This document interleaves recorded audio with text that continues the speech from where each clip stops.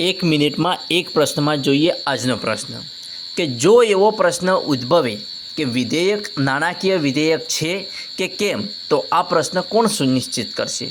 Option A ભારતના રાષ્ટ્રપ્રમુખ, option B Bharat સરકારના નાણામંત્રી, ઓપ્શન સી લોકસભાના અધ્યક્ષ કે ઓપ્શન ડી રાજ્યસભાના અધ્યક્ષ. તો જવાબ રહેશે ઓપ્શન સી લોકસભાના અધ્યક્ષ. જો સંસદમાં એવો પ્રશ્ન ઉદ્ભવે કે કોઈ વિધેયક નાણાકીય વિધેયક છે કે કેમ, તો તે પ્રશ્ન આખરી સ્વરૂપે લોકસભાના અધ્યક્ષ સુનિશ્ચિત એટલે કે નક્કી કરશે.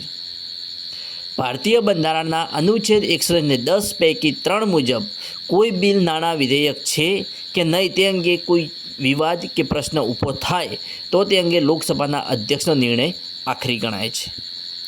લોકસભાના અધ્યક્ષના આ નિર્ણયને સંસદના કોઈપણ ગૃહમાં રાષ્ટ્રપતિ દ્વારા અથવા તો કોઈપણ ન્યાયાલય કોર્ટમાં પડકારી શકાતો નથી.